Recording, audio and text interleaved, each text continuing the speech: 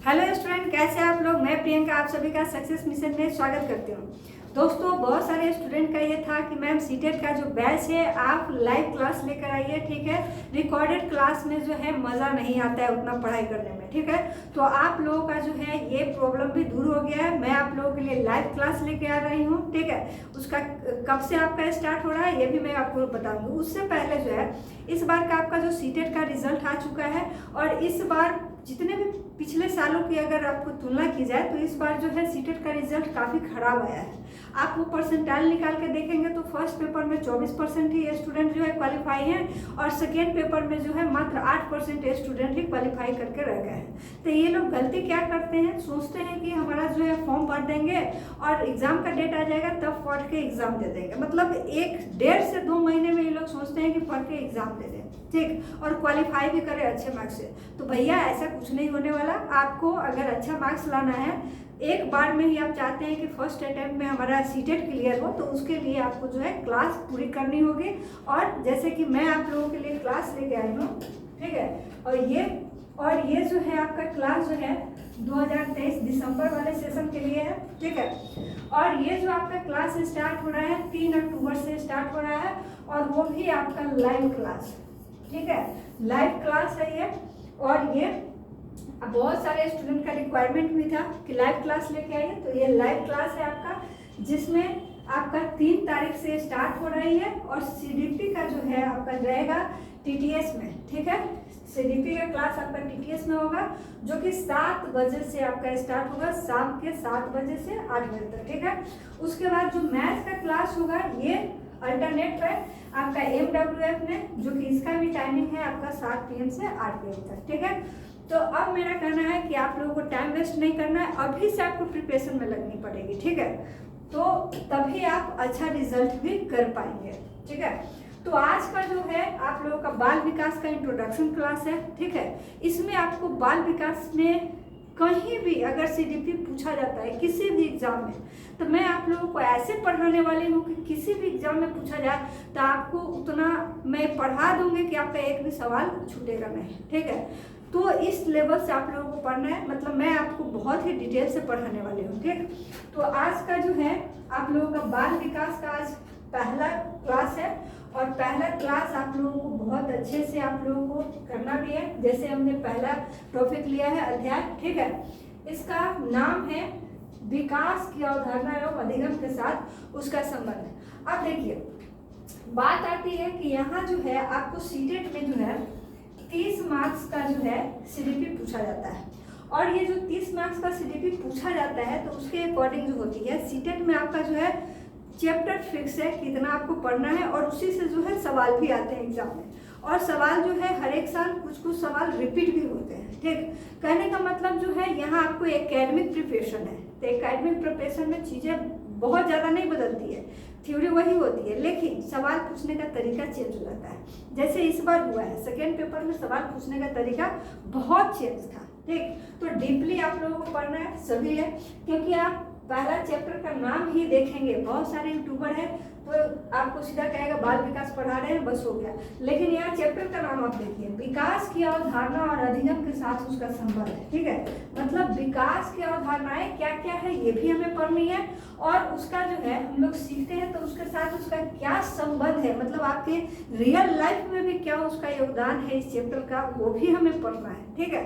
तो ये चैप्टर जो हो जाती है बहुत ही आपका कॉन्सेप्चुअल चैप्टर है, और अच्छी चैप्टर भी है, क्योंकि हमारे दैनिक जीवन से जुड़ा हुआ है, आपके और मेरे हर एक किसी के लाइफ से भी जुड़ा हुआ है, ठीक है। तो चलिए आज ये चैप्टर स्टार्ट करते हैं। देखिए हमारा इसमें जैसे बाल विकास के अवधारणा अधिगम के साथ उसका संबंध, इसमें पहला पॉइंट हमने लिया है ग्रोथ एंड डेवलपमेंट, ठीक।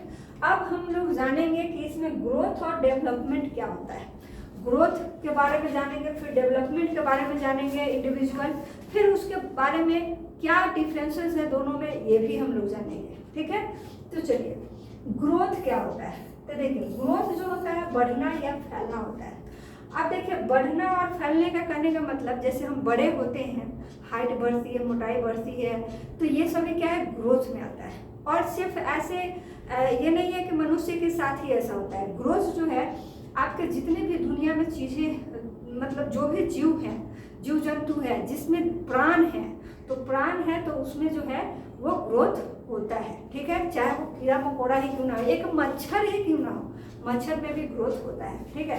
तो ये ग्रोथ जो होता है उसे हम लोग बढ़ना या फैलना जो है शाब्दिक अर्थों में हम लोग समझ सकते हैं कि अगर कोई पेड़ वगैरह है, कोई वृक्ष है, एक वृक्ष है, अगर उसका जो है फैलाव हो रहा है तो हम लोग कह सकते हैं ये वृक्ष जो है ग्रोथ कर रही है।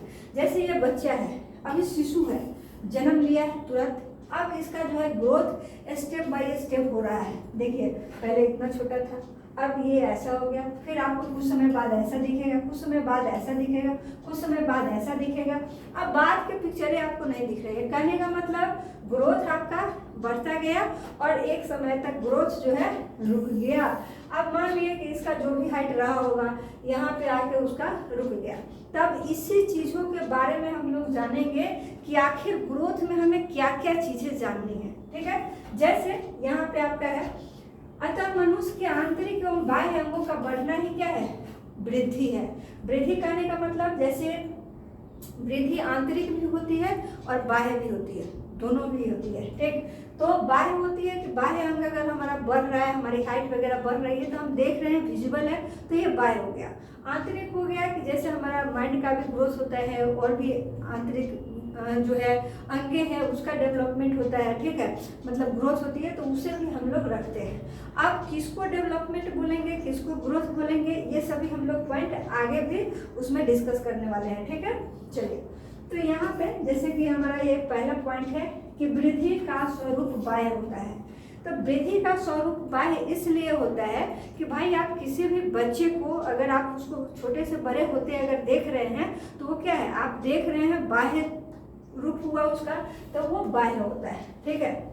अगला पॉइंट है कि growth is change in quantitative aspects of our body, मतलब वृद्धि हमारे शरीर के मात्रात्मक पहलुओं में परिवर्तन लाता है, ठीक है, परिवर्तन से संबंधित है। तो इसमें क्या हुआ कि मात्रात्मक है कि मान लिया कि आपका अभी 40 केजी वजन था, बाद में आपका 45 केजी हो गया, तो मात्रा का आपका क्या हुआ, चेंज हो गया। कोई आदमी ऐसा नहीं है कि जिंदगी भर 30 केजी का ही रह जाए, छोटा बच्चा है तो उसका वजन कुछ अलग होता है। जैसे कोई बच्चा जन्म लेता है तो 2.5 से 3.5 किलो का होता है, फिर उसका जैसे जैसे ग्रोथ होता है उसका वजन भी बढ़ता रहता है। तो ये क्या हो गया, मात्रात्मक हो गया, ठीक है। ये पॉइंट समझ गए।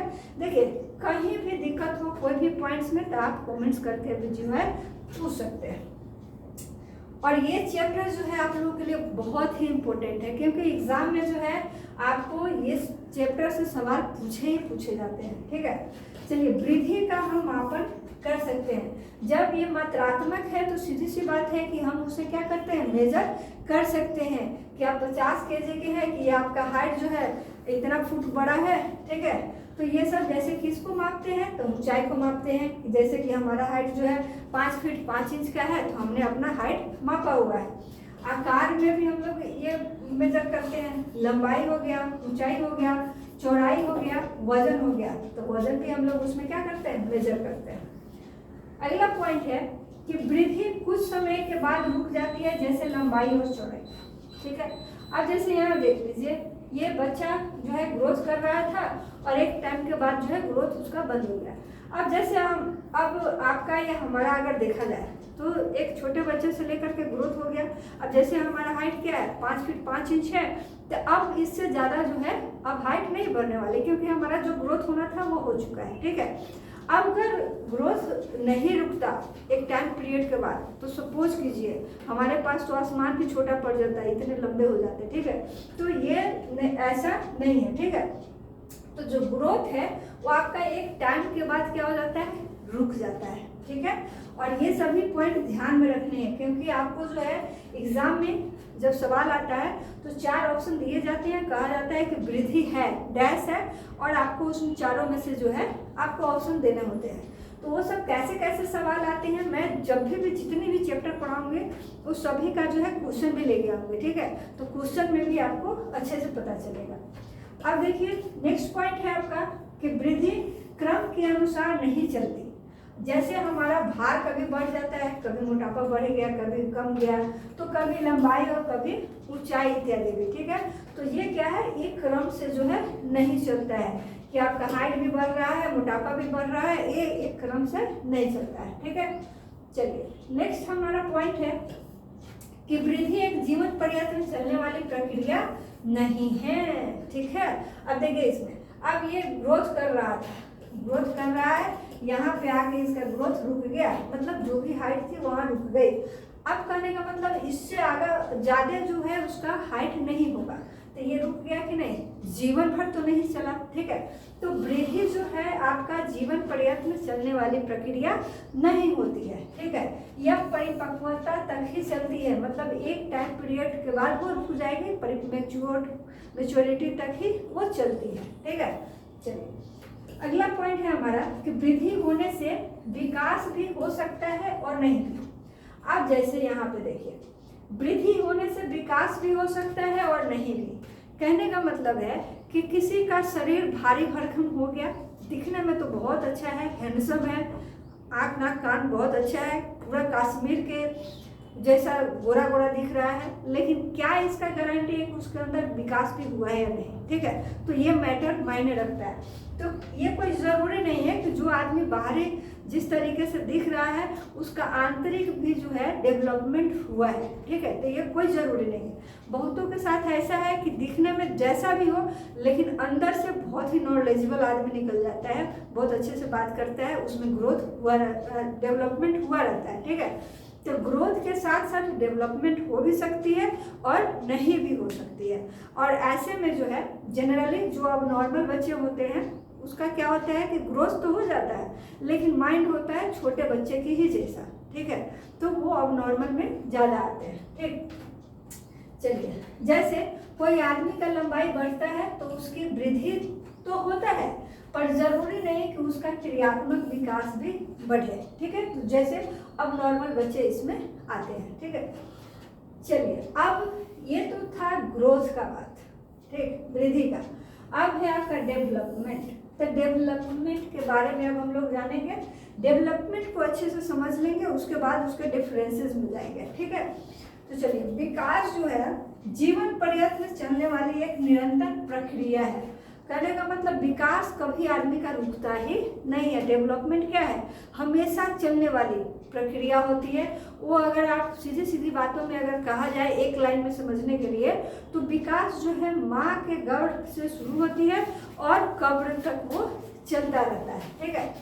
विकास की प्रक्रिया में बालकों का सर्वांगीण पक्षों का विकास होता है। इसमें बालक का शारीरिक विकास, मानसिक विकास, संज्ञानात्मक विकास, भाषागत विकास इत्यादि पक्षों का विकास होता है। अब देखिए विकास हो रहा है, तो विकास में कौन कौन सी चीज़ों का विकास होता है हमें, तो देखिए जैसे जैसे ग्रोथ होती है वैसे वैसे विकास भी आपका एक साइड होता रहता है।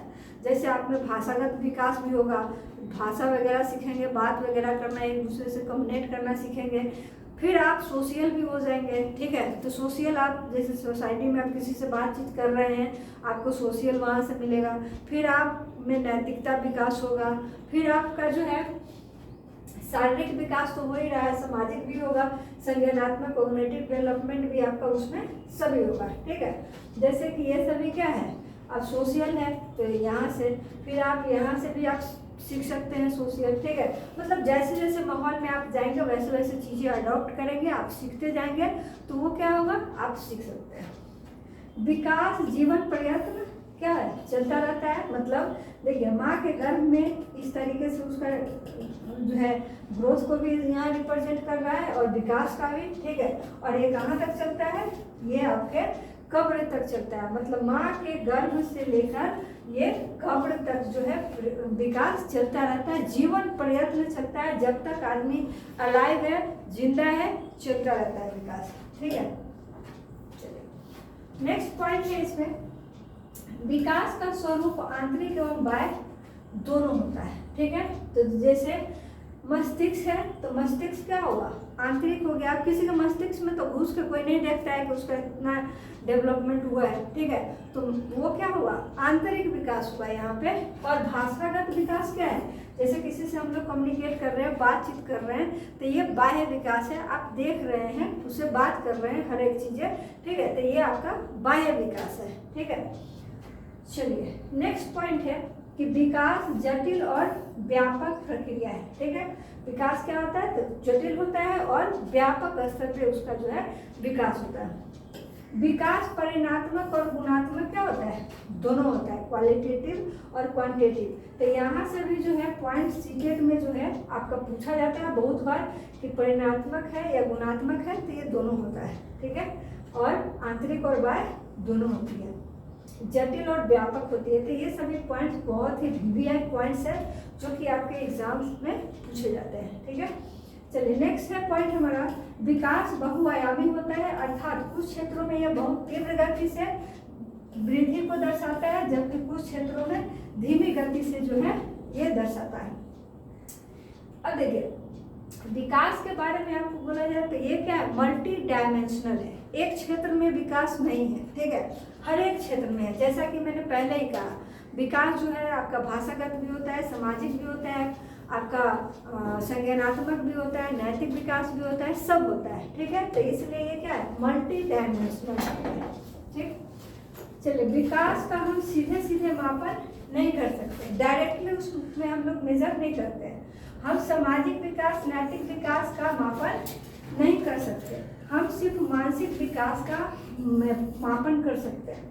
कहने का मतलब आप कोई कितना सामाजिक है ये आप बता सकते हैं कि ये आदमी अढ़ाई किलो सामाजिक है, ये जो बच्चा है इस बच्चा में बस 250 ग्राम अभी नैतिकता आया है, तो इस तरीके का नहीं होता है, ठीक है। बस हम लोग जो है मानसिक विकास को जो है मेजर कर सकते हैं, जैसे उसका आईक्यू लेवल इस तरीके का है। अब आईक्यू भी आपको इसमें पढ़ना है कि किसी बच्चा का 70 आईक्यू है तो वो किस कैटेगरी में आएगा, ठीक है, तेज बुद्धि में आएगा कि मंद बुद्धि में आएगा कि मूर्ख बुद्धि, इस तरीके का तो आईक्यू होता है, ठीक है, कि 100 अगर किसी बच्चे का आईक्यू है तो हम लोग उसको टैलेंटेड में मानते हैं या फिर मूर्ख में मानते हैं। तो ये होता है एक मानसिक विकास को यहाँ पे मापना है, ठीक है, जो कि हम लोग CDP में उसे भी पढ़ेंगे सारे आईक्यू का, कि इस आईक्यू में बच्चा का क्या कर सकते हैं, इतने का आईक्यू है तो उस बच्चा को हम लोग तेज करते हैं कि मंद बुद्धि का करते हैं, ठीक है, तो वो भी पढ़ना है आगे। तो ये हो गया। आवर सोशल और moral development can not be measured हो एवर आवर मेंटल डेवलपमेंट। कहने का मतलब है कि हम लोग सिर्फ मेंटल डेवलपमेंट को मेजर कर सकते हैं, सोशल और मोरल डेवलपमेंट को नहीं कर सकते, ठीक है। तो इस चीज को जो है याद रखेंगे। नेक्स्ट पॉइंट है, विकास जो है वृद्धि के बिना संभव है। विकास क्या है, वृद्धि के बिना संभव है, क्योंकि कुछ व्यक्तियों का आकार, ऊंचाई, वजन नहीं बढ़ता, परंतु उसमें नैतिक, सामाजिक, बौद्धिक विकास अवश्य होता है। जैसे अब इन दोनों को देख लीजिए, इन दोनों का हाइट नहीं बढ़ा है, ठीक है, मतलब शारीरिक विकास जो है इनका नहीं हुआ है, शारीरिक ग्रोथ नहीं हुआ है, पर इसमें आपको फिजिकल इसमें ग्रोथ नहीं हुआ, पर इसमें क्या है कि सामाजिक, बौद्धिक और जो है नैतिक वगैरह, कॉग्निटिव डेवलपमेंट वगैरह ये सभी है इसमें हुआ है। जैसे आप इनको जैसे ही आप देख रहे होंगे तो ऐसे भी लग रहा होगा अच्छा ये लोग तो टैलेंटेड लगता है, देखने में भी नहीं लगता है कि मंद बुद्धि का है, ठीक है। तो इसलिए बिना ग्रोथ के भी डेवलपमेंट क्या है, पॉसिबल है। तो यहाँ पे वही पॉइंट है कि बिना ग्रोथ के डेवलपमेंट पॉसिबल है, ठीक है। चलिए नेक्स्ट है, देखिए नेक्स्ट इसमें हमारा एक पॉइंट आ जाता है मैच्योरेशन, परिपक्वता, ठीक है।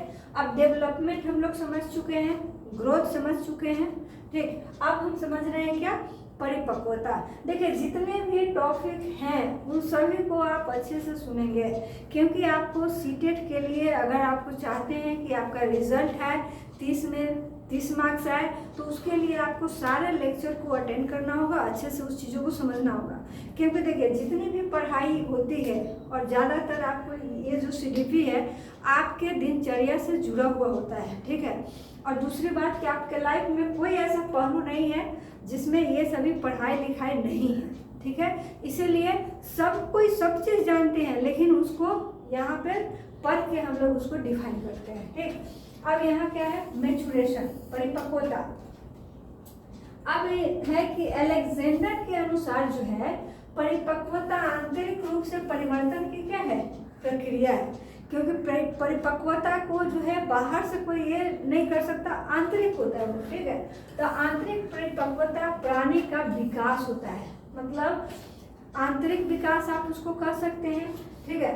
संरचना तथा कार्य में वृद्धि है, वह प्राणी में निहित शक्तियों के कारण ही आता है, जो कि जैसे जैसे जो बच्चा जैसे जैसे बढ़ता जाता है वैसे वैसे उसमें मैच्योरेशन आती रहती है। कहने का मतलब है कि अगर कोई 4 साल का बच्चा है और कोई 8 साल का बच्चा है, तो दोनों के एक्टिविटी में चेंजेस होगा, दोनों के सोच में भी अलग अलग चेंजेस होगा, ठीक है। तो यहाँ पे मैच्योरेशन क्या है, ग्रोथ के साथ साथ मैच्योरेशन भी आती रहती है। जैसे इनका जो है मैच्योरेशन अलग होगा, इनका मैच्योरेशन अलग होगा। तो जो जैसे जितना मैच्योर होगा तो वो आदमी, और जैसे जैसे ग्रोथ होगा, अब जैसे अब कोई 18-20 साल का कोई इंसान है और कोई 60 साल का इंसान है, तो सीधी सी बात है कि एक्सपीरियंस जो होगा 60 साल के आदमी को ज़्यादा होगा, ठीक है। तो ये सभी मैच्योरेशन क्या है, टाइम टू टाइम जो है आदमी में बढ़ता जाता है। चलिए नेक्स्ट पॉइंट है, आनुवंशिक रूप से स्वतः निर्धारित तथ्यों द्वारा निर्देशित होती है। परिपक्वता क्या है, आंशिक रूप से भी स्वतः निर्धारित होती है। कहने का मतलब अनुवांशिक हेरिडिटी किसे कहते हैं, जैसे माँ बाप है और माँ बाप किसी के बहुत अच्छे हैं, ठीक है। अब किसी के माँ बाप डॉक्टर है, साइंटिस्ट है, ठीक है, तो उनके बच्चे में भी उस तरीके का जो है आपका मैच्योरेशन रहता है, ठीक है, जो कि वो बढ़ता जाता है एक टाइम के साथ, ठीक है। तो ये क्या है, आनुवंशिक भी होता है मैच्योरेशन। अब किसी का माँ बाप में ही फॉल्ट है, बहुत मंदबुद्धि का है इस तरीके का, तो बच्चा में भी वो चीज़ें आपको दिखने को मिल जाता है। अब नेक्स्ट पॉइंट है, परिपक्वता पर प्रशिक्षण का कोई प्रभाव नहीं पड़ता है, क्योंकि मैच्योरेशन अगर उस तरीके से आप तो अलग से उसका कोई ट्रेंड आप नहीं कर सकते। बड़े होने पर व्यक्ति में परिपक्वता क्या है, आती रहती है। जैसे जैसे वो बड़े होंगे वैसे वैसे मैच्योरिटी जो है आती रहती है। जैसे आप यहाँ पे देख सकते हैं, ये जो है कृष्ण भगवान है। अब भगवान है तो अलग बात है, लेकिन छोटा बच्चा अगर लेके चलते हैं तो छोटा बच्चा है, इसमें मैच्योरेशन कम है, गलती किया है तो वहाँ से डांट खा रहा है, ठीक। और ये क्या है, ये मैच्योर्ड है, एकदम पर्सनालिटी डेवलप हो गया है, तो वो दिखने में भी लग रहा है कि हाँ ये बदमाशी करने वाला नहीं है, लेकिन ये यहाँ पे लग रहा है कि ये बदमाशी किया है, ठीक। तो जैसे जैसे जो है बच्चा बढ़ता है वैसे वैसे मैच्योरेशन आती रहती है। चलिए अब यहाँ पे हम लोग जैसे कि पॉइंट्स आप पढ़े हैं, ग्रोथ पढ़ चुके हैं, डेवलपमेंट पढ़ चुके हैं। अब ये दोनों में क्या डिफरेंसेस होती हैं वही चीज़ें अब यहाँ पे करना है। और ये बहुत ही आप लोगों के लिए वीडियो आई है, क्योंकि एग्जाम में जो है यहीं से पॉइंट्स आपके उठ के सीधे सीधे आते हैं, ठीक है। तो वृद्धि और विकास में अंतर हमें पढ़ना है, differences of growth and development, ठीक है। तो एक तरफ है आपका ग्रोथ और एक तरफ है जो है डेवलपमेंट। अब देखिए पहला पॉइंट है कि वृद्धि क्या होती है, मात्रात्मक होती है। ये तो हम लोग पढ़े हैं, मात्रात्मक होती है। जैसे आप उसको क्या कर सकते हैं, तौल सकते हैं, नाप सकते हैं, ठीक है। मतलब जैसे हाइट हो गया, वेट हो गया, भार हो गया, ये सभी हम लोग मेजर कर सकते हैं। जैसे ये पतलू है, ये मोटू है, ठीक। अब मोटू है तो दिखने में भी मोटू है, ये पतलू है, इसका वजन कुछ अलग होगा, इसका वजन कुछ अलग होगा, इसका आकार कुछ अलग है, इसका आकार क्या है, अलग है, मेजर कर सकते हैं। मापने योग्य है, मेजरेबल है, ठीक है। तो इसका हाइट है, जैसे ये छोटा बच्चा सब है, ये बड़ा हो गया, तो इसका मेजर हम लोग कर सकते हैं कि इसका हाइट क्या है, इसका क्या है, इसका क्या है, इसका क्या है, इसका क्या है, ठीक है। तो ये मेजरेबल होता है।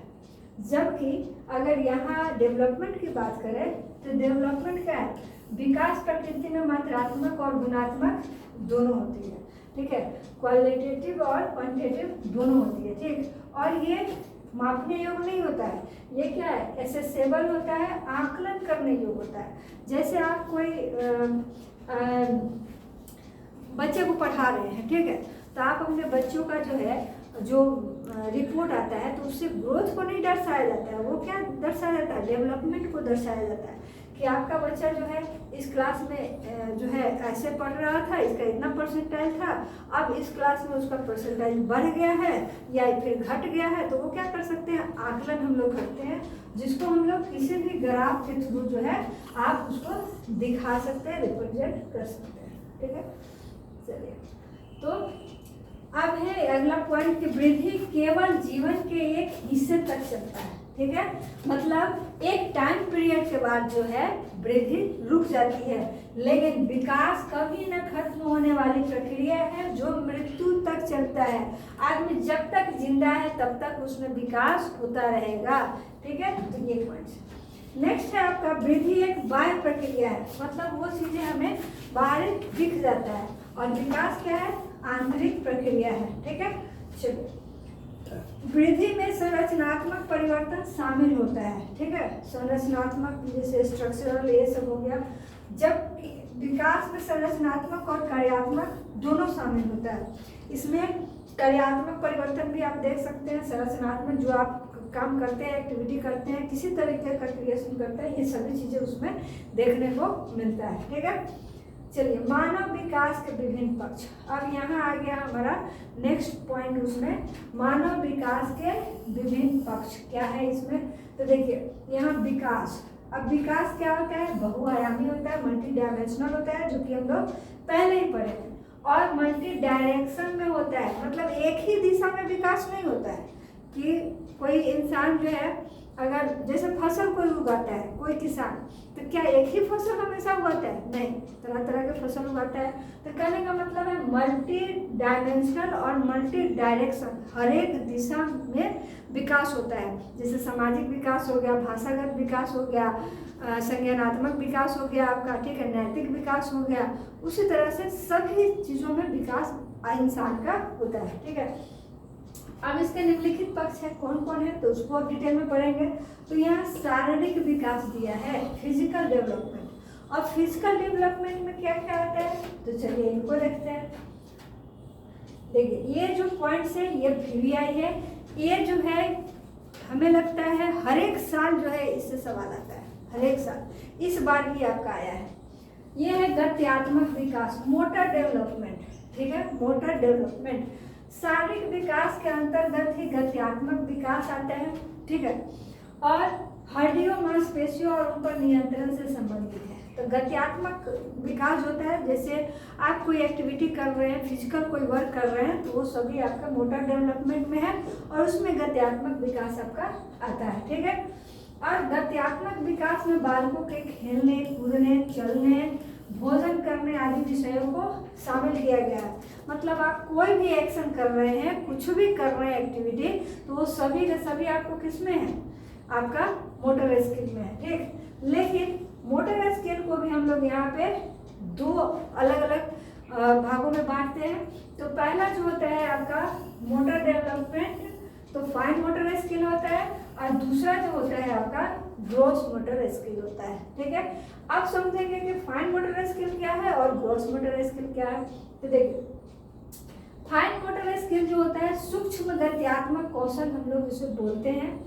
तो सूक्ष्म गत्यात्मक विकास जो है, इसमें मसल्स का कम यूज होता है।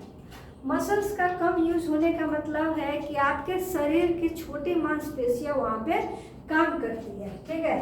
और इसकी गतिविधि जैसे लिखना, जैसे मैं इस पे लिख रही हूँ बोर्ड पे, तो वो क्या है, छोटी मांसपेशियां काम कर रही हैं, अंगुली हाथ की, ठीक है।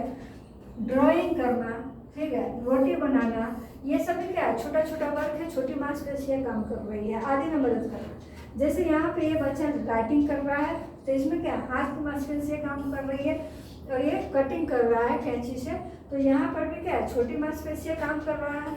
यहाँ पेड़ पौधों को पानी दिया जा रहा है, वाटरिंग हो रहा है, तो वहाँ पर भी हाथ से आप ये कर रहे हैं, ठीक है। ये रंगोली बना रहा है बच्चा, तो ये भी हाथ से ही काम कर रहा है। ये रोटी बना रही है तो ये भी हाथ से काम कर रहा है, मतलब आपके शरीर का छोटा मांसपेशी जो है इसमें काम कर रहा है। तो इसे कहते हैं फाइन मोटर स्किल। अब देखिए एग्जाम में सवाल कैसे पूछा जाता है। अब सवाल ऐसे घुमा के पूछेगा कि सीता जो है क्लास 3 की जो है छात्रा है और वो अपने नोटबुक पे पेंसिल से जो है बिहार का चित्र बना रही है, बनाने का कोशिश कर रही है, नक्शा बनाने का, ठीक है। तो ये क्या हो जाएगा, हाथ से वो काम कर रही है, ठीक है। तो हाथ में छोटी मांसपेशी आ रही है, तो आपको ये पूछ लिया जाएगा कि ये कौन सा स्किल है, तो वहाँ पे क्या बोलेंगे, फाइन मोटर स्किल है। चलिए दूसरा है आपका सकल गत्यात्मक कौशल, जिसको हम लोग ग्रोस मोटर स्किल भी बोलते हैं इंग्लिश में। अब इसमें जो है मसल्स का ज़्यादा यूज होता है, जिसमें बड़ी मांसपेशियाँ जो है बच्चों के शरीर में शामिल होता है और जो हमें दौड़ने, बैठने, खड़े होने में सहायता करता है, खेलने कूदने ये सभी में, ठीक है। तो जिसमें जो है आपके शरीर का सबसे बड़ा मांसपेशियाँ काम करे, शरीर की सबसे बड़ी हड्डी जिस काम में यूज हो रहा है, तो वहाँ पे हम लोग कह सकते हैं कि ये जो है सकल गत्यात्मक कौशल हो रहा है, ग्रोस मोटर स्किल हो रहा है। जैसे ये खड़ा होने का कोशिश कर रहा है, पैर पे जोड़ रहा है, दे रहा है, ठीक है। तो पैर में जो होती है, पैर में आपका पैर में सबसे बड़ी हड्डी होती है, सबसे बड़ी मांसपेशियाँ हड्डी जो है पाई जाती है, ठीक। और उसका नाम क्या है, तो फीमर नाम है इसका, फीमर, ठीक। और शरीर की सबसे छोटी मांसपेशियाँ होती है जो कान की होती है, कान की, और उसका नाम होता है स्टेपिस, स्टेपिस होता है, ठीक है। तो ये दो ऐसे हड्डी हैं जो हमारे शरीर में सबसे बड़ी फीमर है और सबसे छोटी जो है स्टेपिस है। अब ये जो है खड़ी है पैर पे, तो पैर का यूज कर रही है, तो इसमें क्या हो जाएगा, ग्रोस मोटर स्किल हो जाएगा। ये बच्चा लोग दौड़ रहा है तो यहाँ पर क्या हो जाएगा, ग्रोस मोटर स्किल हो जा रहा है, क्योंकि पैर का यूज हो रहा है। और कोई अगर मान लीजिए तैर रहा है पानी में, तो पानी में तैर रहा है तो आपकी बॉडी सब यूज हो रहा है, उसमें सभी मसल्स यूज कर रहे हैं, ठीक है। पैर भी यूज हो रहा है, हाथ भी यूज हो रहा है, मतलब बड़ी मांसपेशियाँ यूज हो रही है, तो आप वहाँ पे कह सकते हैं कि यहाँ ग्रोस मोटर स्किल हो रहा है, ठीक है। चलिए नेक्स्ट है हमारा पॉइंट, मानसिक या संज्ञानात्मक विकास, ठीक है। चलिए जैसे यहाँ पे डिफाइन है, अब मानसिक या संज्ञानात्मक विकास, जिसको हम लोग कॉग्निटिव या मोरल डेवलपमेंट कहते हैं, ठीक है। इसमें है कि कल्पना करना, स्मरण करना, विचार करना, निरीक्षण करना, समस्या समाधान करना, निर्णय लेना इत्यादि की योग्यता संज्ञानात्मक विकास के स्वरूप ही विकसित होता है। कहने का मतलब है कि भाई आपने दिमाग पे जोर दे दिया तो वो आपका कौन सा डेवलपमेंट है, तो ये आपका कॉग्निटिव डेवलपमेंट है, ठीक है। अगर दिमाग पे जोर नहीं दिया तो वो आपका कॉग्निटिव डेवलपमेंट नहीं है, ठीक है। हम लोग जो है कल्पना करते हैं, किसी भी चीज़ के बारे में कल्पना करते हैं तो अपने माइंड का यूज वहाँ करते हैं, इसलिए स्मरण भी करते हैं, कोई चीज़ याद करते हैं तो वो भी क्या है, आपका माइंड पे असर होता है। तो ये सभी के सभी जो है आपका संज्ञानात्मक कॉग्निटिव डेवलपमेंट या मानसिक विकास में आता है, ठीक है। जन्म के समय बालक में इस प्रकार की योग्यता का अभाव होता है। अब आप ही बताइए, कोई बच्चा जन्म लिया है तो उसको पता है आटे दाल गेहूँ का ये सभी का भाव पता है, नहीं है। क्यों? क्योंकि अभी उसका जो है मानसिक डेवलपमेंट हुआ नहीं है, धीरे धीरे होगा तो उसे भी पता चल जाएगा, दिमाग पे जोर देगा उसे भी पता चल जाएगा, ठीक है। तो ये सभी है कि मानसिक डेवलपमेंट जो है आपका जन्म के समय कुछ नहीं होता है, धीरे धीरे आयु बढ़ने के साथ साथ उनमें क्या है, मानसिक विकास की गति बढ़ जाती है, मतलब सोचने समझने, कल्पना करने, लॉजिक देने, ये सभी पे जो है उनका धीरे धीरे विकास हो जाता है। नेक्स्ट पॉइंट है इसमें, यदि कोई बालक मानसिक रूप से कमजोर है, इसके क्या कारण है। अगर कोई मानसिक रूप से कमजोर होगा, मतलब आपको अब नॉर्मल बच्चा है या फिर कोई बीमार है, तो उसे भी हम लोग कह सकते हैं कि मानसिक रूप से अभी कमजोर है, बीमार है, तो इसके क्या कारण हो सकते हैं। अगर कोई मानसिक रूप से बीमार है, ठीक है, कमजोर है, तो इसके क्या कारण है, यह जानना उसके उपचार के लिए क्या होता है, बहुत ही ज़रूरी होता है। जैसे मान लीजिए ये बच्चा बीमार है, अब इसको डेंगू हुआ है कि मलेरिया हुआ है कि फलेरिया हुआ है कि क्या हुआ है, पहले जानेंगे तभी तो इसका इलाज करवा पाएंगे। ठीक है, तो आप इसका मान लीजिए कि अब मालूम हो गया कि हाँ इसको डेंगू हुआ है और बहुत सीरियस कंडीशन में है, तब इसको क्या करेंगे, हॉस्पिटलाइज कर देंगे और वहाँ पे उसको इलाज करवाएंगे, अच्छे से ट्रीटमेंट करवाएंगे। ठीक है, तो कोई भी अगर इस तरीके का या किसी भी कोई भी ऐसा कोई मतलब आपको मानसिक रूप से कोई कमजोरी दिखता है तो उसको दूर करने के लिए आपको उसका कारण जानना जरूरी होता है। ठीक है, कारण जानेंगे तभी उसको जो है हम लोग उसका उपचार कर सकते हैं। जैसे अगर मान लिया कि आपको जो है पढ़ने में मन नहीं लग रहा है, तो इसका कारण जानना पड़ेगा कि आखिर इस लड़के को या किसी लड़की को पढ़ने में मन क्यों नहीं लग रहा है, क्या कारण है कि नहीं पढ़ाई कर रहा है, बाहर तो ज़्यादा नहीं घूमता है, खेल कूद में तो ज़्यादा मन नहीं लगता है, मतलब उसके जो भी दिनचर्या है उसमें अब हम लोग ध्यान देंगे कि इसका टाइम कहाँ ज़्यादा बीत रहा है। ठीक है, और कौन ऐसे जो इसका टाइम जो है इसको जो है पढ़ने से भटका रहा है।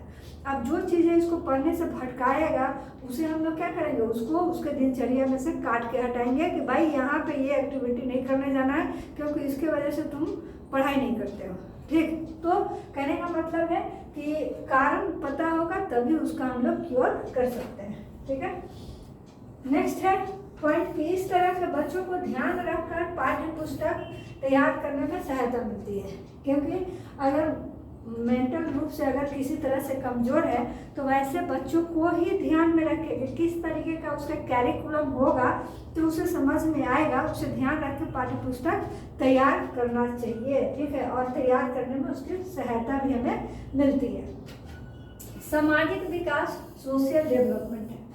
अब समाज के अंतर्गत ही चरित्र निर्माण, अच्छा व्यवहार, जीवन से संबंधित व्यवहारिक शिक्षा इत्यादि का विकास होता है। भाई अभी आप सोसाइटी में रहोगे ही नहीं, आप समाज में रहेंगे ही नहीं तो आपको सामाजिक डेवलपमेंट जो है नहीं हो पाएगा। कहने का मतलब है कि आज के डेट में बहुत सारे ऐसे पेरेंट्स जो है बच्चे लोगों को जो है खेलने कूदने के लिए नहीं जाने देते, प्ले ग्राउंड में नहीं जाने देते, अकेले कहीं नहीं जाने देते, सोशल नहीं होने देते। तो वो होने देना है, सोशल जब तक आप उन्हें होने नहीं देंगे तो बहुत सारे ऐसे चीज़ें हैं जो आप समाज से सीखते हैं। ठीक है, तो समाज से सीखेंगे। ठीक है, और ये करेंगे। एक सेकेंड। ठीक है, तो कहने का मतलब है कि सामाजिक जो है डेवलपमेंट तभी होगा किसी भी बच्चा में जब आप उसको जो है सोशल होने देंगे, समाज में कोई एक्टिविटी करने देंगे, तभी वो समाज से ही जो है अच्छे बुरे चीज़ें सीख भी पाएगा। ठीक है, देखिए अच्छी चीज़ों की नॉलेज होने के लिए कुछ बुरे चीज़ों को भी सीखना नहीं पड़ता है, क्योंकि बुरे चीज़ों के दौर से आप निकलेंगे तभी आपको अच्छी चीज़ों की ही पहचान होगी। ठीक है, जैसे अब देखिए यहाँ पे दिया है अगला पॉइंट कि बालक समाज के माध्यम से ही अपने आदर्श व्यक्तियों का चयन करता है और कुछ बनने की प्रेरणा भी उनसे लेता है।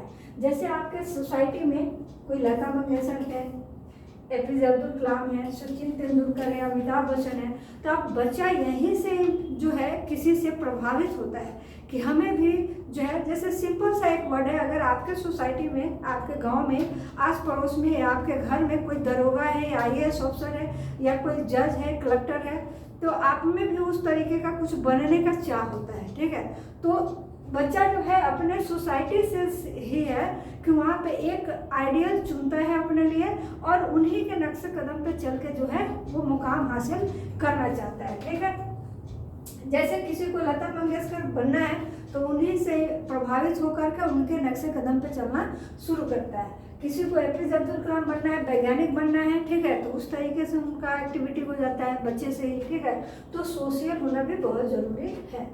अगला पॉइंट है कि माता पिता एवं भाई बहन के अतिरिक्त दोस्तों से जुड़ना। देखिए माँ बाप से तो बच्चा जुड़ता है, भाई बहन से, उसके अलावा भी आपको पीर ग्रुप वगैरह में भी जुड़ना होता है, क्योंकि वहाँ से भी आप बहुत चीज़ें सीखते हैं। ये सभी जो है समाज के अंग ही हैं। ठीक है, चलिए, एक शिक्षित समाज में ही व्यक्ति का उत्तम विकास क्या होता है, संभव होता है। मतलब आपका सोसाइटी अगर शिक्षित है तो वहाँ पे जो है सीधी सी बात है कि सभी शिक्षित है तो वो बच्चा भी क्या होगा, शिक्षित ही होगा और उसका विकास भी अच्छा होगा, हर एक दृष्टिकोण से विकास अच्छा होगा। ठीक, नेक्स्ट पॉइंट है बालकों के मन में आत्मसम्मान स्वाभिमान जैसे विचारधारा का जन्म समाज में ही होता है।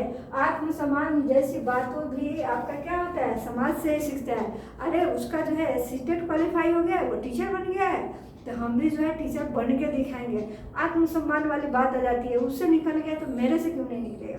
और मैं ये कहती हूँ जितने लोग देख रहे हैं उन सभी से निकल जाएगा, बशर्ते आप क्लास डेली करें। ठीक है, चलिए अब इसमें है नेक्स्ट पॉइंट आपका चौथा, संवेगित विकास, इमोशनल डेवलपमेंट।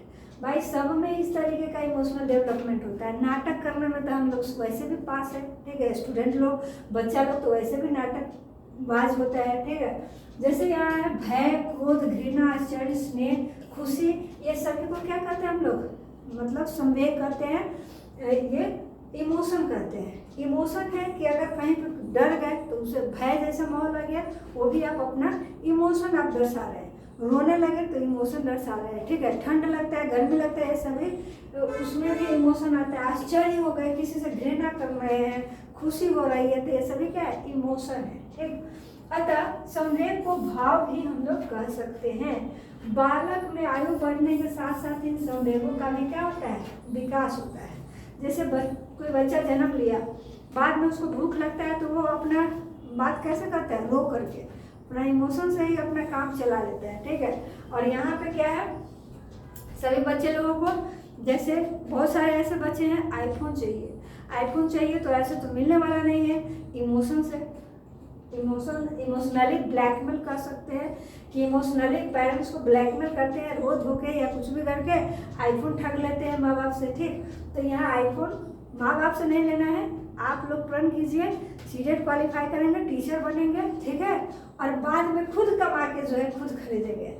ऐसा होना चाहिए आपका, ठीक, कि आत्मसम्मान वाली बात होनी चाहिए, किसी से ले करके लेने वाली बात नहीं होनी चाहिए।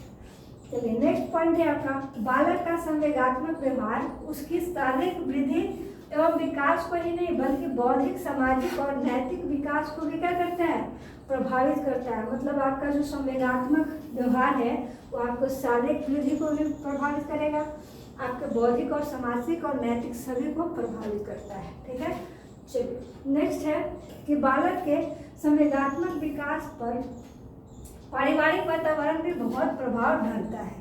ठीक है, तो संवेगात्मक विकास जो है आपके परिवार का जिस तरीके से माहौल होगा वो उसके इमोशन पे बहुत इफेक्ट डालता है। हो सकता है कि बच्चा जब चीज़ कर रहा है किसी चीज़ के लिए, हमें आईफोन चाहिए, हमें स्कूटर चाहिए, हमें ये चाहिए, वो चाहिए, और आप उसका पूरा कर दे रहे हैं, तो वो बच्चा एडिक्टेड हो जाएगा कि वो बार बार आपको इमोशन अपना दिखाएगा और आप उसकी पूर्ति करते रहेंगे। ठीक है, तो कहने का मतलब है कि बालक के संवेगात्मक विकास पर वातावरण का भी बहुत प्रभाव पड़ता है। ठीक है, चलिए नेक्स्ट है, विद्यालय में अध्यापक क्रियाकलापों के माध्यम से बच्चों के संज्ञानात्मक विकास में भरपूर योगदान दे सकते हैं। ठीक, मतलब घर परिवार के अलावे भी जो है स्कूल में भी वहाँ इमोशंस वगैरह को जो है वहाँ योगदान दिया जाता है। अब ऐसा नहीं कि किसी का आप हाथ काट दीजिए, उसमें कोई इमोशन ही नहीं है, उसको फील ही नहीं हो रहा है दर्द क्या होता है। ठीक है, तो वहाँ पे उसे गड़बड़ी भी कह सकते हैं। ठीक है, इमोशन का मतलब सिर्फ ये नहीं है कि आईफोन के लिए नखरा पसारना। ठीक है, इमोशन बहुत सारे चीज़ों के लिए होता है। ठीक है, जैसे बहुत दुख वाली चीज़ है तो आप उसमें भी इमोशन जाहिर करते हैं। ठीक, तो ये सब चीज़ें होता है। अब चलिए नेक्स्ट पॉइंट है नैतिक विकास। ठीक, नैतिक विकास में बच्चों में नैतिक गुणों का ग्रहण करने की प्रक्रिया को क्या करते हैं, नैतिक विकास करते हैं। अब नैतिक विकास क्या होता है, जैसे आप एक कह सकते हैं कि छोटा छोटा बच्चे लोगों का एक्टिविटी होता है। जैसे आपके यहाँ कोई गेस्ट आ गए तो बच्चे क्या करेंगे, आप कौन है, किनसे मिलना है, बैठिए मैं बुला के ला देती हूँ। तो इससे नैतिक विकास में हम लोग रखते हैं। ठीक है, नैतिक व्यवहार जन्मजात नहीं होता है, इसे सामाजिक परिवेश से प्राप्त या अर्जित किया जाता है। अब कहने का मतलब है आप छोटे बच्चे को सिखाएंगे, बोल के सिखाइए या करके सिखाइए, क्योंकि छोटा बच्चा जो है कॉपी बहुत जल्दी करता है, किसी चीज़ का अनुकरण करता है, अनुकरण करके नकल करके ज़्यादा सीखता है। तो कहने का मतलब है अगर जिसके घर में है, जैसे पेरेंट्स करेंगे, किसी के माँ बाप जैसे करेंगे वैसे ही बच्चा करेगा, ठीक है। तो अगर हो सकता है कि किसी का, बहुत सारे ऐसे सोसाइटी में ऐसे लोग हैं जो ड्रिंक वगैरह करते हैं, आते हैं घर पे, वाइफ से झगड़ा करते हैं, लड़ाई करते हैं, मारते पीटते हैं, तो बच्चा क्या करेगा, उस चीज़ को कॉपी कर लेता है और उसके माइंड पे उस चीज़ को प्रभाव पड़ने लगता है। तो वहाँ पे उसका नैतिक विकास क्या है, खराब हो जाता है। मतलब शुरू से ही बच्चा का रवैया खराब, ठीक है। तो यहाँ क्या करना होगा, पेरेंट्स को, माँ बाप को ये चीज़ें नहीं करनी होगी। अच्छे से माहौल क्रिएट करना होगा, एक दूसरे से अच्छे से बात करना होगा। अब अच्छे माहौल रहेगा तभी तो बच्चा भी उस चीज़ को देख के सीखेगा, ठीक है। अब है कि किसी का बाप कभी या माँ कभी या भाई या बहन या दादा दादी, कोई, बहुत सारे लोग दूसरे पे डिपेंड होते हैं। एक गिलास पानी भी चाहिए, एक गिलास पानी ले गया।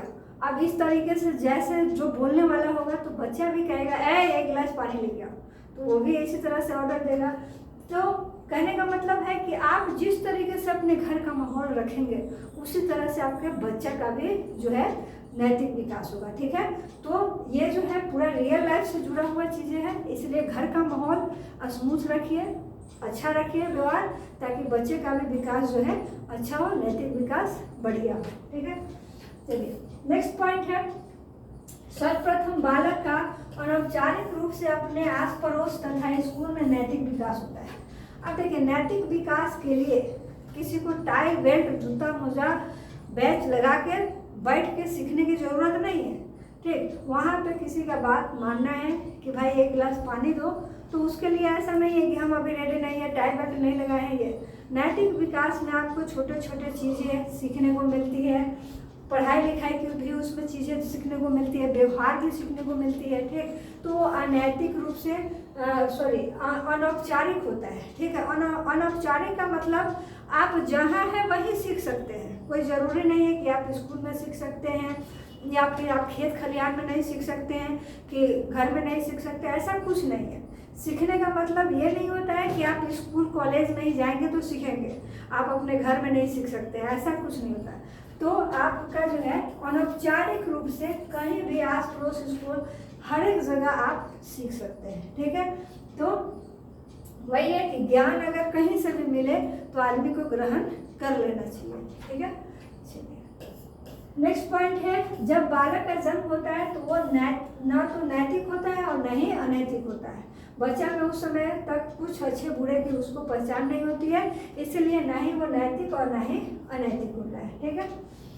हरलॉक के अनुसार बालक को सिखाते समय स्पष्ट रूप से बता देना चाहिए कि क्या सही है और क्या गलत है। देखिए, छोटे बच्चे जो होते हैं उनमें जो है कोई नई नई चीज़ें जानने की क्यूरियोसिटी बहुत ज़्यादा होती है, और उन्हें जो है ऐसा ऐसा सवाल पूछेगा ना कि पेरेंट्स का दिमाग खा जाए। तो वहाँ पर जो है पेरेंट्स को भी जो भी सवाल पूछ रहा है वहाँ पे क्लियरली बता देना है कि भाई ये चीज़ें है कि पूरब में सूरज जो है उगता है, तो सूरज पूरब में ही उगता है, उसे ये नहीं बताना है कि हमारे घर के पीछे उगता है, ठीक है। इस तरीके का नहीं, मतलब जो रियल चीज़ें हैं वो आपको बता दीजिए ताकि वो फिर दूसरे से ना पूछे, क्योंकि उसमें इतना क्यूरियोसिटी होता है बच्चे में कोई जानने का कि आप अगर उसे सही नहीं बताएंगे, ठीक, तो वो किसी और से पूछेगा, और हो सकता है कोई और आदमी सही भी बता सकता है या गलत भी। सही बताया तो ठीक है, लेकिन अगर उसके बारे में गलत बता दिया तो वो आपके बच्चे पर जो है गलत इफेक्ट पड़ सकता है, ठीक है। चलिए नेक्स्ट पॉइंट है भाषा विकास, लैंग्वेज डेवलपमेंट। अब देखिए, इसमें पहला पॉइंट है कि बालक के विकास के विभिन्न आयाम होते हैं। भाषा विकास भी क्या है, उन सभी में एक है। भाषा को अन्य कौशल की तरह अर्जित किया जाता है। यह अर्जन बालक के जन्म के बाद से ही क्या होता है, शुरू हो जाता है। मतलब बच्चा जन्म के बाद से भाषा सीखना शुरू कर देता है। भूख लगी, रोना शुरू कर दिया, भाषा है, ठीक है। संकेत करना शुरू कर दिया, वो चाहिए, भाषा है, ठीक है। अब इसमें है कि भाषा अर्जित करना है, आप ही को सीखना पड़ेगा। ऐसे नहीं कि पड़ोसी को बोल देंगे तुम मेरे लिए लैंग्वेज सीख के आ जाओ, ठीक है, तो ये नहीं होता है। मतलब भाषा आपको खुद अर्जित करना होता है। पढ़ाई लिखाई ऐसी चीज़ें है कि आपको खुद अर्जित करनी पड़ती है, वो आपका काम दूसरा कोई नहीं कर सकता। भाषा के माध्यम से बालक अपने मन के विचारों को एक दूसरे के सामने रखते हैं और दूसरे के भी विचारों को क्या है, अपना समझते हैं। जैसे ये दोनों बात कर रहा है तो ये क्या भाषा का आदान प्रदान कर रहे हैं, एक दूसरे से हाय हेलो कर रहे हैं, समझ रहे हैं। ठीक है, चलिए नेक्स्ट है आपका पॉइंट इसमें, भाषाई ज्ञान के माध्यम से हम अपने विचारों को बोलकर, लिखकर, संकेत के माध्यम से व्यक्त करते हैं। देखिए भाषा व्यक्त करने के 3 तरीके होते हैं, एक तो बोलकर जैसे कि ये बच्चा बोल रहा है, एक लिखकर जैसे कि ये लिख रहा है, और ये संकेत के माध्यम से तो संकेत दे रहा है बच्चा। तो ये तीनों माध्यम से जो है हम लोग भाषा को रिप्रेजेंट करते हैं दूसरे को समझाने के लिए या दूसरे की चीज़ों को समझने के लिए। नेक्स्ट पॉइंट है कि बालक 6 माह से 1 वर्ष के बीच कुछ शब्दों को जो है समझने एवं बोलने लगता है, जैसे पापा, दादा, काका, चाचा, मामा, ये सभी शब्द को बोलने लगता है। और ये भी जो है डिफाइन करने लगता है कि माँ बोलने पर अगर आप उससे बोलेंगे कौन है माँ, तो उंगली बताएगा इधर है माँ। ठीक है, मतलब इतना को डिफाइन कर लेता है कि हमें मामा किसको बोलना है, दादा किसको बोलना है, पापा किसे बोलना है, चाचा किसे बोलना है, दीदी किसे बोलना है, भैया किसे बोलना है, ये जो है डिफाइन करने लगता है। ठीक है, नेक्स्ट जो आपका पॉइंट है, 3 वर्ष की अवस्था में कुछ छोटे छोटे वाक्यों को भी क्या करता है, बोलने लगता है, जैसे माँ खाना दो, पानी दो, इस तरीके का बोलने लगता है। देखिए ये अभी आपका जो चल रहा है जिसमें हम लोग ग्रोथ डेवलपमेंट ये सभी पढ़ रहे हैं, अभी आपका बाल विकास का जो अवस्था होता है वो अवस्था जो है हम लोग नेक्स्ट चैप्टर में पढ़ेंगे। ठीक है, बहुत सारे लोग हैं इसी में सब खिचड़ी करके पढ़ा देते हैं, तो वैसा नहीं, उसे हम लोग अलग पढ़ेंगे एकदम फ्रेश अच्छे तरीके से। ठीक है, और इसमें हम लोग इसे डिटेल में कर रहे हैं। नेक्स्ट पॉइंट है इसमें, भाषा विकास क्रमिक विकास होता है, इसके माध्यम से कौशल में क्या होती है, वृद्धि होती है। अब भाषा विकास क्रमिक क्यों है, क्रमिक देखिए सबसे पहले जो लैंग्वेज होती है, अगर हमें सेंटेंस बनाना है, सेंटेंस बनाने से पहले हमें वर्ड बनाना होता है, वर्ड बनाने से पहले हमें अक्षर जानना होता है। ठीक है, उसमें भी जैसे भाषा का जब स्वरूप स्टार्ट होता है सीखना, तो बच्चा क्या करता है, आ मु ए मु करता है, तो पहले स्वर जो है स्वर अक्षर को समझता है, स्वर वर्णों को समझता है, स्वर के बाद व्यंजन को समझता है, फिर उसके बाद जो है कुछ कुछ वर्ड बोलता है, फिर उसके बाद टूटा फूटा सेंटेंस बनाने लगता है। तो कहने का मतलब इसका विकास क्या हो गया, क्रमिक हो गया। तो भाषा का विकास एक क्रमिक पैटर्न है, उसका क्रमिक होता है। जैसे ABCD पहले सीखते हैं, उसके बाद C for cat, D for dog, ऐसे सीखते हैं। ठीक है, नेक्स्ट है आपका वृद्धि तथा विकास को प्रभावित करने वाले कारक। ठीक है, तो ये कौन कौन से ऐसे कारक है जो आपके वृद्धि और विकास को जो है प्रभावित करते हैं, तो ये आप जानते हैं। जैसे न्यूट्रिशन है, पोषण, पोषण भी है जो है आपको ये प्रभावित करता है। तो यह वृद्धि तथा विकास के लिए बहुत महत्वपूर्ण होता है। इसके उचित मात्रा में प्रोटीन, कार्बोहाइड्रेट, खनिज, लवण इत्यादि आवश्यक होता है। ठीक है, बच्चे की अच्छे से ग्रोथ चाहते हैं, उसका मेंटल डेवलपमेंट अच्छा चाहते हैं, तो उसके लिए खान पान भी क्या करना होगा, खान पान पे ध्यान देना होगा। ठीक है, जैसे ये सभी चीज़ें न्यूट्रिशन के रूप में लेना चाहिए। ठीक है, फ्रूट्स वगैरह हो गया, आप जो खाते हैं दूध वगैरह, अंडा, ये सभी चीज़ें जो है वो होना चाहिए खाने में, तभी जो है उसका पोषण अच्छा होगा, तो उसका ग्रोथ भी अच्छा होगा और उसके हिसाब से उसका मेंटल डेवलपमेंट भी अच्छा होगा। ठीक है, खान पान में पोषक तत्वों की वृद्धि और विकास क्या होता है, प्रभावित होता है। अगर आप उसको न्यूट्रिशन अच्छे से नहीं दे रहे हैं तो उसका ग्रोथ अच्छे से नहीं हो पाएगा। ठीक है, क्योंकि बच्चे के ग्रोथ के लिए आपको सबसे ज़्यादा चीज़ों में से आपको एक होता है तो प्रोटीन की ज़रूरत होती है, जो कि हमको डेली खान पीन में जो है दाल वगैरह से प्राप्त होता है। ठीक, ऐसे तो प्रोटीन आपको मशरूम में ज़्यादा पाया जाता है, लेकिन डेली के खाने में पूछा जाए तो डेली के खाने में आपको दाल से मिलता है। इसीलिए अगर किसी के घर में छोटा बच्चा है तो वहाँ पे आप देखते होंगे डेली दाल बनाया जाता है, और छोटे बच्चे को जो है दाल वगैरह ज़्यादा दिया जाता है, क्योंकि उसका जो है हाइट वगैरह अच्छे से बढ़े, बॉडी का जो है ग्रोथ अच्छे से हो। चलिए नेक्स्ट है आपका पॉइंट हेरिडिटी, वंशानुगत। अब इसमें है कि वंशानुगत स्थिति शारीरिक और मानसिक विकास में महत्वपूर्ण भूमिका निभाती है। कहने का मतलब जिस कांटे का या जिस मेंटल डेवलपमेंट का किसी का माँ बाप होगा उसी तरीके से उनका बच्चा भी होता है, ठीक है। तो वो वंशानुगत चीज़ें हैं, जेनेटिक है, वो चलता रहता है, ठीक है। जैसे माता पिता के गुण और गुण का प्रभाव बच्चों पर स्पष्ट दिखने लगता है, ठीक है। अब माँ बाप का जिस तरीके से रहेगा उसी तरीके से बच्चे में भी वो गुण दिखता है।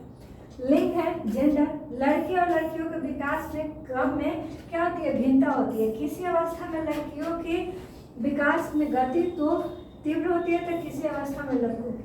अब देखिए लड़कियां जो है लड़कों की अपेक्षा बहुत जल्दी बड़ी हो जाती है, ठीक। तो लड़कियों में क्या होता है और लड़कों में, दोनों में जो है डेवलपमेंट और ग्रोथ में थोड़ा थोड़ा डिफरेंसेस होता है, बहुत ज़्यादा नहीं, थोड़ा थोड़ा डिफरेंसेस होती है एक स्टेज पर। चलिए अगला पॉइंट है पर्यावरण, इन्वायरमेंट, जीन को छोड़कर। अब देखिए कितनी अच्छा एक पॉइंट है। देखिए सारे पॉइंट्स इसमें होते हैं, सारे शब्द होते हैं, हम लोग गौर नहीं करते हैं और जब सवाल बनते हैं तो बिना गौर किए छोड़ के स्किप करके जो बढ़ते हैं ना, इसीलिए वहाँ पे सवाल गलत हो जाता है। देखिए जीन को छोड़कर हमारे परिवेश में सभी पहलुओं पर्यावरण में शामिल होते हैं। जहाँ आनुवंशिकता को हम भविष्यवाणी कर सकते हैं पर पर्यावरण को नहीं कर सकते। इसमें क्या होता है, जीन वगैरह जिस तरीके से है, जो आनुवंशिक चीज़ें हैं, तो आनुवंशिक चीज़ें हम नहीं बदल सकते, आप नहीं बदल सकते, लेकिन परिवेश आप बदल सकते हैं। कि यहाँ का माहौल बहुत ही खराब है, गंदा है, यहाँ के माहौल में हमारा बच्चा नहीं रहेगा, उसको आप दूसरे माहौल में लेके जाएंगे तो हो सकता है उसका जो है विकास अच्छा हो, ठीक है। तो ऐसे लोग करते भी हैं कि चलो भाई हमारे गांव का माहौल अच्छा नहीं है तो यहाँ छोड़ के हम दूसरी जगह जाते हैं, वहाँ का माहौल अच्छा है, वहाँ पे रखेंगे, उसको पढ़ाएंगे लिखाएंगे, अच्छा इंसान बनेंगे, ठीक है। तो इस तरीके से जो है ये होता है। नेक्स्ट पॉइंट है आनुवंशिकता स्थिर होती है, वही पर्यावरण क्या है, परिवर्तनशील। मतलब आनुवंशिकता तो आप बदल नहीं सकते हैं, ठीक, क्योंकि वो जेनेटिक है, और पर्यावरण आप बदल सकते हैं। हो सकता है आज आप बिहार में हैं, कल आप दिल्ली चले जाए, कल उसके बाद पंजाब चले जाए, तो ये बदल सकते हैं पर्यावरण, ठीक है। व्यक्ति का विकास वातावरण और आनुवंशिकता के बीच का क्या होता है, गुणज होता है, मल्टीपल होता है। और ये फॉर्मूला देख लीजिए, ये बहुत बार के एग्जामों में पूछा भी गया है। The development is equal to heredity into environment, ठीक है। चलिए अब यही फॉर्मूला आपको 3-4 तरीके से देगा, उसमें कुछ कुछ वर्ड अलग डाल देगा, आपको पूछेगा कौन सा है, ठीक है, इस तरीके से। अगला पॉइंट है अंतःस्रावी ग्रंथियों का प्रभाव, ठीक है। इन ग्रंथियों से निकलने वाले श्राव बालक के शारीरिक और मानसिक विकास को क्या करता है, प्रभावित करता है, ठीक है। जैसे बहुत सारे बच्चे लोगों को देखिएगा बड़ा हो जाने के बाद भी लार वगैरह टपकता रहता है, ये सभी, तो वो सभी क्या होता है, उसके शारीरिक और मानसिक दोनों पर इफेक्ट डालता है। इंटेलिजेंस है बुद्धि, तेज बुद्धि वाले बच्चों में सामाजिक संज्ञानात्मक विकास अधिक देखा जाता है, जबकि मंद बुद्धि औसत बुद्धि वाले बच्चों में क्या होता है, कम होता है। सीधी सी बात है, जो बच्चा तेज होगा तो कोई चीज़ों को बहुत जल्दी ऑब्जर्व करेगा, और जो औसत बुद्धि में होगा उसे वही चीज़ें ऑब्जर्व करने में टाइम लगेगा। जैसे एक ही क्लास में कोई बच्चा बहुत तेज होता है और कुछ जो है एवरेज में होता है और कुछ बहुत पुअर होता है, ठीक है। अब है यहाँ पे विकास और अधिगम में संबंध क्या है, ठीक है। तो जब ये अधिगम लर्निंग, इसका अर्थ क्या होता है, सीखना। अधिगम मतलब सीखना होता है। अधिगम एक प्रक्रिया है जो जीवन पर्यंत में चलती है और हम इसके द्वारा कुछ ज्ञान अर्जित करते हैं जो हमारे व्यवहार में परिवर्तन लाता है। कहने का मतलब सीखना एक ऐसी प्रक्रिया, प्रोसेस है जो आपके व्यवहार में चेंजेस लाएगा, ये फिक्स है। अगर आपके व्यवहार में चेंजेस नहीं आ रहा है, इसका मतलब आपने कुछ नहीं सीखा, ठीक। नेक्स्ट पॉइंट है कि जन्म के तुरंत बाद से ही बालक क्या करता है, सीखना प्रारंभ कर देता है। ये तो जानते ही हैं कि जैसे बच्चा का जन्म हुआ उसके बाद धीरे धीरे ये सीखता ही जाएगा। अधिगम के संबंध में विद्वानों का कुछ परिभाषा है। अब कौन कौन विद्वान क्या क्या परिभाषा दिए हैं तो देखिए, क्रो एवं क्रो ने दिया है कि सीखना ज्ञान के आदतों एवं अभिव्यक्तियों का क्या है, अर्जन है। जो आपका आदत है और जो आप करते हैं वही अर्जन आपका ज्ञान है, सीखना है। गेट्स के अनुसार है कि अनुभव द्वारा व्यवहार में रूपांतरण लाना ही क्या है, अधिगम है, ठीक है। ईपीएल कहते हैं कि अधिगम व्यक्ति में एक परिवर्तन है जो उसके वातावरण के परिवर्तन के अनुसरण होता है। अनुसरण में ही होता है। मतलब जिस तरीके से उसके एनवायरनमेंट में परिवर्तन होगा उस तरीके से उसके अधिगम में भी परिवर्तन होता है। स्किनर का कहना है कि सीखना व्यवहार में उत्तरोत्तर सामंजस्य की प्रक्रिया है, कि आप सामंजस्य बैठा रहे हैं सही से तो वो सीख रहे हैं, ठीक है। वुडवर्थ का कहना है कि नवीन ज्ञान और नवीन प्रतिक्रियाओं को प्राप्त करने की प्रक्रिया क्या है, सीखना है। मतलब आप नए चीज़ें अगर सीख रहे हैं तो उसे हम लोग सीखना बोल सकते हैं, ठीक। अब ये कुछ इम्पोर्टेंट पॉइंट्स हैं जो आपके एग्जाम के पॉइंट ऑफ व्यू से एक जगह इकट्ठा कर दिए हैं। जितना आपने पढ़ा है उन्हीं में से ये सभी पॉइंट्स आपका दिया हुआ है, ठीक है। पहला है कि सीखना क्या है, सार्वभौमिक है, यूनिवर्सल है, कहीं से भी आप सीख सकते हैं, उसमें कोई रोक टोक नहीं है। सीखना व्यवहार में क्या है, परिवर्तन है, जो कि अभी आप पढ़े हैं कि आप सीख रहे हैं तो आपके व्यवहार में, बिहेवियर में चेंजेस होना लाजमी है। नहीं हो रहा है इसका मतलब आपने कुछ नहीं सीखा। सीखना अनुकरण की प्रक्रिया है। अनुकूलन करने का मतलब एडॉप्टेशन की प्रक्रिया। आप कहीं जाते हैं तो नई चीज़ें क्या करते हैं, एडॉप्ट कर लेते हैं, अपने अंदर उतारते हैं, सीखते हैं, ठीक। सीखना एक मानसिक प्रक्रिया है, क्योंकि आप अपने दिमाग पे जोर देते हैं, थिंकिंग करते हैं, तो वो सभी मानसिक प्रक्रिया में आता है। अधिगम मुख्य रूप से सामाजिक प्रक्रिया होता है, क्योंकि आप समाज से बहुत चीज़ें सीखते हैं, इसलिए यह सोशल प्रोसेस है, ठीक है। प्रभावी अधिगम के लिए शिक्षार्थी की सक्रिय भागीदारी क्या होती है, आवश्यक होती है। कहने का मतलब कंटिन्यू क्लास करेंगे तभी आप में जो है एक कोई चीज़ अच्छे से सीख पाएंगे, ठीक है। अधिगम के लिए विद्यालय के सामाजिक अवसरों में भागीदारी क्या है, महत्वपूर्ण हो जाता है। जैसे आप कॉलेज वगैरह कर रहे हैं, विद्यालय जा रहे हैं, तो आपको जो है वहाँ पे जितने भी एक्टिविटी दिया जा रहा है या सामाजिक अवसर मिल रहे हैं उसमें कुछ, तो वहाँ पर भी आप अधिगम कर रहे हैं, सीख रहे हैं, बहुत इम्पोर्टेंट होता है। चलिए नेक्स्ट पॉइंट है, अधिगम अधिक सार्थक और प्रभावशाली होता है अगर वह मुख्यतः स्वनिर्देशित हो। अगर आप खुद से उसका डायरेक्शन कर रहे हैं तो और भी ज़्यादा वो क्या होता है, प्रभावी हो जाता है। नेक्स्ट पॉइंट है, सार्थक अधिगम में विश्लेषण, समालोचनात्मक सोच और समस्या समाधान की प्रक्रिया क्या होती है, शामिल होती है उन सभी में। मानसिक विकास के आधार पर ही छात्रों के द्वारा तर्क, चिंतन और खोज संबंधी गतिविधि सीखी जाती है, ठीक है। क्योंकि आप में मानसिक विकास अगर अच्छे से हुआ है तो आप लॉजिक, थिंकिंग वगैरह आप अच्छे से कर सकते हैं, चिंतन मनन कर सकते हैं। नैतिक विकास के आधार पर ही छात्र जो है नैतिक कार्य एवं गतिविधियों को क्या करता है, सीखता है, जो कि हम लोग नैतिक विकास भी पढ़े ही हैं। चलिए, संवेगात्मक स्थिरता के माध्यम से ही बालक संतुलित कार्य व्यवहार करता है, ठीक है। चलिए नेक्स्ट पॉइंट है, संवेगात्मक विकास की उचित स्थिति ही अधिगम को उच्च और अस्थायी भी बनाती है। मतलब आपका जो है किसी काम के प्रति कितना संवेग प्रकट करना है, ये उसमें जो है आपको उच्च और अस्थायी बनाती है। अब एक आपका लास्ट पॉइंट आता है, अधिगम एवं वक्र पठार, ठीक है। अब ये क्या है ये समझिए।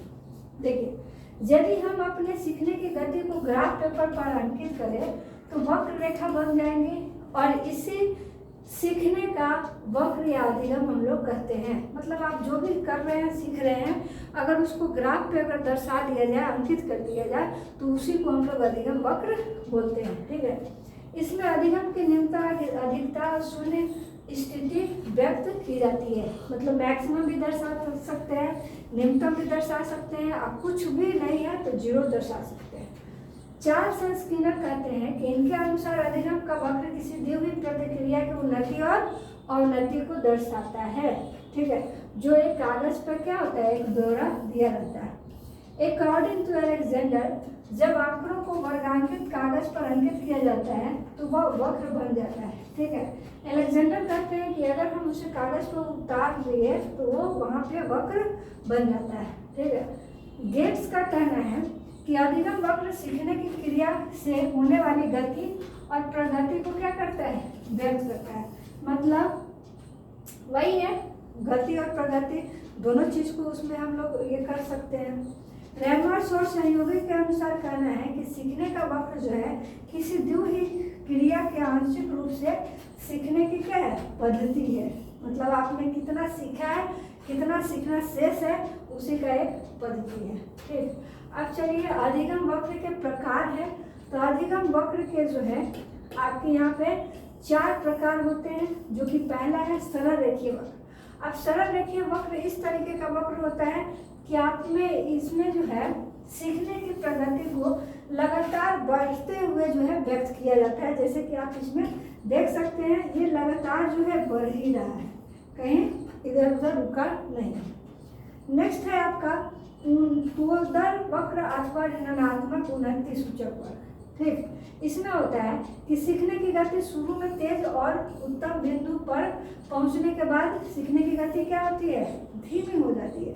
तो देखिए ये आपका था कि ये जा रहा है, अब बाद में क्या होगा, ये धीमा हो जाएगा इस तरीके से। ठीक है, तो ये आपका इसका ग्राफ बनेगा। नेक्स्ट है नरकोदर अधिगम वक्र। इसमें क्या है कि इस वक्र में सीखने की गति धीरे धीरे होती है जब प्रारंभिक काल में होता है, मतलब शुरू के स्टेज में जो है ये धीरे धीरे बढ़ता है और बाद में सीखने की गति में वृद्धि हो जाती है। बाद में एकाएक जो है वृद्धि इसका हो जाता है, इसका ग्राफ एकाएक बढ़ जाता है। जैसे अगर यहाँ पे देखा जाए तो सीखने की गति को रिप्रेजेंट करेंगे तो देखिए ये धीरे धीरे जो है यहाँ पे जा रहा है। ठीक, धीरे धीरे बढ़ रहा है और एक टाइम ऐसा आएगा धीरे धीरे बढ़ रहा है कि एकदम से ऊपर जाना शुरू हो जाएगा। ठीक, तो ये क्या है कि शुरुआत में धीरे धीरे बढ़ रहा था, एक बार ग्राफ जो है ऊपर चला गया। तो ये सीखने की जो है शुरुआत में धीरे धीरे बढ़ा और बाद में बहुत तेजी से जो है उसमें वृद्धि हो रहा है। ठीक है, एक है आपका मिश्रित अधिगम वक्र या ग्राहस वक्र। इसमें क्या होता है कि कभी तेजी से होता है, कभी धीमे से होता है। इसमें कुछ उसका क्लियर नहीं चलता है कि कब धीरे से चल रहा है तब उसका वृद्धि होगा या फिर कमेगा। मतलब इसमें कभी भी आपका क्या होगा, वृद्धि हो जाएगा। जैसे कि यहाँ पे इसमें कभी वृद्धि होगा तो कभी कमी होगा, फिर इसका वक्र कभी ज़्यादा होगा तो फिर आपका कम होगा। जिगजैग वे में सांप के चाल की तरह इसका जो है आपका मिक्स वक्र इसमें बनेगा। ठीक है, तो ये जो है वृद्धि को भी दर्शाता है और कमी को भी दर्शाता है, दोनों दर्शाता है। ठीक, तो ये था इसका 4 टाइप। अब इसका लास्ट पॉइंट है आपका अधिगम पठार, लर्निंग प्लेट्यू किसे बोलते हैं। अब देखिए इसमें सीखने की गति रुक जाती है, यानी उसमें ना तो उन्नति होती है और ना ही अवनति होती है, अतः उसको अधिगम पठार हम लोग कहते हैं। इसे गति क्या हो जाती है, शून्य हो जाती है। कहने का मतलब अब सीखने का उसमें कुछ है ही नहीं, एकदम ना उन्नति है ना ये है, तो जीरो। तो जीरो को हम लोग दर्शाने का कुछ नहीं है, इसलिए यहाँ कुछ नहीं लिखते हैं। ठीक, तो जब जो है सीखने की गति आपका शून्य हो जाए, नहीं उन्नति प्रकट करे नहीं अवनति, तो उसे हम लोग क्या कहते हैं, अधिगम पठार बोलते हैं। ठीक है, तो ये जो था आपका चैप्टर एंड रहा। ठीक, और दूसरी बात कि ये चैप्टर आप लोगों को कैसा लगा ये जरूर बताइए। ठीक है, और इसके बाद जो है आप लोगों का एक नेक्स्ट जो चैप्टर होगा वो आपका बाल विकास की अवस्था का होगा। ठीक है, तो वो चैप्टर करने के बाद जो है आप लोगों को बहुत सारे चीज़ें जो है इसमें क्लियर हो जाएंगी, क्योंकि इसमें आपने जो है ग्रोथ डेवलपमेंट को बहुत डिटेल से समझा है और भी चीज़ों को समझा है और अधिगम के साथ उसका क्या क्या रिलेशन है सब समझा है।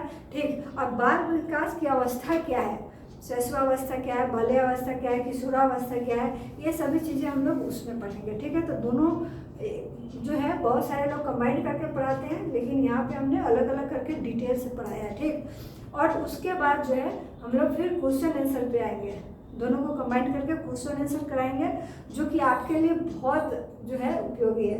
कहने का मतलब अगर आप मेहनत कर रहे हैं तो फल का भी तो चिंता रहता है ना। तो आपने जितना थ्योरी पढ़ा है तो क्वेश्चन आंसर लगाने के बाद आपका ये क्लियर हो जाता है कि हमने जो थ्योरी पढ़ा है तो हमारा क्वेश्चन आंसर भी अब सही हो रहा है। ठीक है, और वो आपके पॉइंट एग्जाम के पॉइंट ऑफ व्यू से बहुत ही इम्पोर्टेंट हो रहा है। तो लास्ट में मैं आप लोगों से यही कहूँगी कि आप लोग जो भी नए हैं हमारे चैनल पर, चैनल को सब्सक्राइब करिए और जाते जाते कि लाइव क्लास जो है, लाइव क्लास ये आपका आ रहा है 3 अक्टूबर से। ठीक, शाम के 7 बजे, ठीक है, जो कि अल्टरनेट में आपका चलेगा, एक दिन सीडीपी और एक दिन मैथ चलेगा, ठीक है। तो चलिए मिलते हैं फिर अगले सेशन में।